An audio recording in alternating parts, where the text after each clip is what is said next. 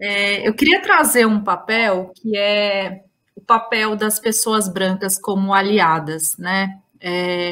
Eu fico muito nessa minha reflexão de a gente vive uma sociedade racista, né? As pessoas brancas criaram racismo e ao mesmo tempo eu fico muito vendo pessoas, né, que tem dificuldade de alguma forma, de se tornar esse aliado e fazer essas reflexões críticas em relação a privilégio, em relação a poder.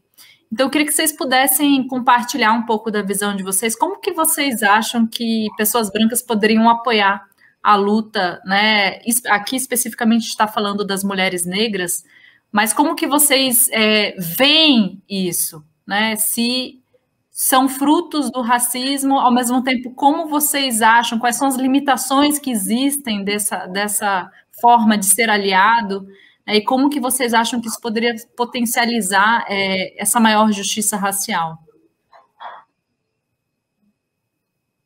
Eu começo aí, vocês me ajudam a completar, assim. Para mim, a primeira coisa é não me atrapalhando. E não é me ajudando, não me atrapalhando. Eu acho que isso é muito fundamental, né? Porque vem cá que eu vou te ensinar, vou te dar dicas, sai para lá, tipo, não me atrapalha. Esse é um ponto muito fundamental. E aí por quê, né? Porque só pelo fato de já ser mulher, normalmente os feedbacks dentro do mercado de trabalho, quando a gente está fazendo alguns projetos, eles são muito mais relacionados à pessoa do que necessariamente o que a gente precisa fazer e melhorar. Quando é uma mulher, imagina uma mulher negra, né? Então nasci errada, completamente errada, vai ser muito difícil eu melhorar coisas e pontos. Então, tem um viés ali dessa perspectiva da pessoa aliada, que é muito comum a pessoa aliada, ao querer ajudar, atrapalhar bastante. Então, esse para mim é o ponto, né? Não atrapalha. Isso tenha sempre esse viés. Se de fato o que vocês estão fazendo está contribuindo com alguma coisa, ou é só a minha consciência, quero dormir, encostar minha cabeça no travesseiro de uma forma mais tranquila. E não, talvez você está mais atrapalhando do que ajudando, né? E meu pai sempre falou, né? Muita ajuda quem não atrapalha. Então, isso é fundamental. E é óbvio, né? Mas acho que coisas óbvias são importantes. No segundo momento, tem um ponto importante que é meios e modos de produção nesse país pertencem aos herdeiros e aos filhos das pessoas que depois foram senhores de engenho. Então, a distribuição de renda nesse país, os poderes, as estruturas sociais, as organizações, elas continuam pertencendo mais ou menos às mesmas pessoas.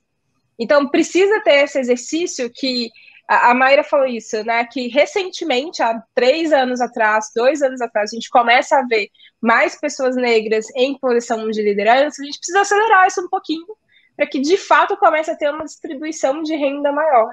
E aí, assim, são pessoas brancas deixando majoritariamente de serem ali as referências e os donos do poder para que isso seja redistribuído, né? Então, é de suma importância também dos aliados ter essa perspectiva do abrir a porta. A responsabilidade de ter mais acesso, por exemplo, no ambiente que eu trabalho, nos lugares onde eu estou de pessoas negras, ela é minha, porque eu reconheço isso enquanto pessoa negra, mas ela também é da pessoa branca, né, desse aliado branco. Repetir coisas que já acontecem no nosso dia a dia. O teste do pescoço, o fundo de investimento. Você só tem fundadores brancos?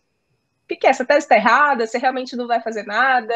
Não tem nenhuma política diferente de diversidade? Não vai ter mesmo pessoas negras em cargos gerenciais? A gente nunca vai olhar para a diversidade sobre esse ponto mesmo? E tá tudo bem? Então, de fato ter esse olhar mais aprumado em tudo. E aí não ficar esperando só que as pessoas que compõem esse grupo diverso, né? Porque a gente acha que só mulher, só pessoa negra pertence à diversidade, só quem tem algum tipo de deficiência e não é bem isso. Mas não deixar que essas pessoas venham com a demanda, né, 100%. É entender que para esse projeto de fato de país, e para o Brasil dar certo, e não ser um país com nem os pés de porcelana, a gente precisa reconstruir, assim, continuar com essa base escravocrata vai dar errado, né? Não sei se está todo mundo percebendo, mas está dando errado. Até agora a gente está perpetuando esse modelo de meios e modos de produção pertencente a um único grupo. E isso precisa ser mudado, né? A gente não é inverter, não é, mas é redividir, né?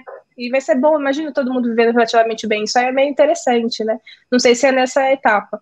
Mas para mim, o aliado também tem esse papel, sabe? Ajudando a construir e sustentar esses projetos. Não deixar que a gente faça tudo, porque não vai dar, a gente não vai ter energia suficiente para fazer isso. E não atrapalhando. O não atrapalhar para mim é tão importante quanto ajudar a colocar todas as outras coisas de pé. Eu acho que, da minha perspectiva, a Amanda tem muita razão no não atrapalhar. Seria ótimo, nossa, não atrapalhar é ótimo. Por outro lado, também acho importante que a Maíra diz quando ela fala sobre as pessoas reconhecerem que o processo de ser aliado de causas determinadas que causam subalternidade, discriminação e estigma é também se reconhecer dentro desse ciclo, sentir dor por isso, mas resolver fazer alguma coisa.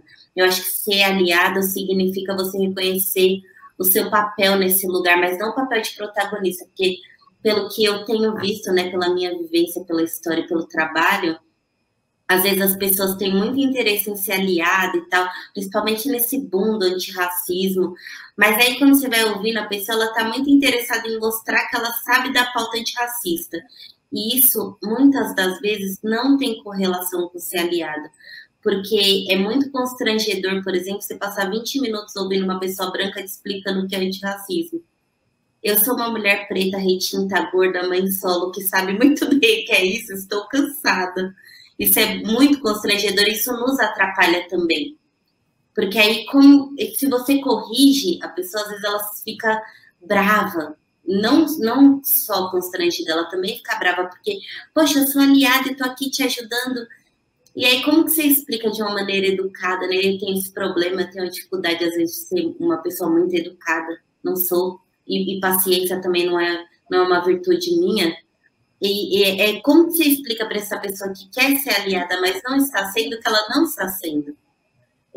Mas eu acho que uma outra questão importante é entender que ser aliado não tem a ver com assistencialismo, porque não tem a ver com você pegar uma pessoa negra no colo e fazer tudo para ela, e beijos e abraços e presentes, mas tem a ver com você participar da possibilidade de mudança estrutural, social, uma coisa macro, uma coisa maior, ter uma escutativa, entender que, por exemplo, se você é o dono dos meios de produção e acesso e tudo mais, o que é que você está fazendo nesse espaço para que as pessoas possam entrar, mas principalmente para que elas possam permanecer, e não que elas possam permanecer estagnadas no mesmo lugar sempre para sempre, só para você dizer que tem uma pessoa negra no seu time, na sua empresa, no seu projeto, no seu trabalho, mas para que essa pessoa se perceba dentro da estrutura, ao ponto de se sentir apta, por exemplo, para crescer dentro desse ambiente.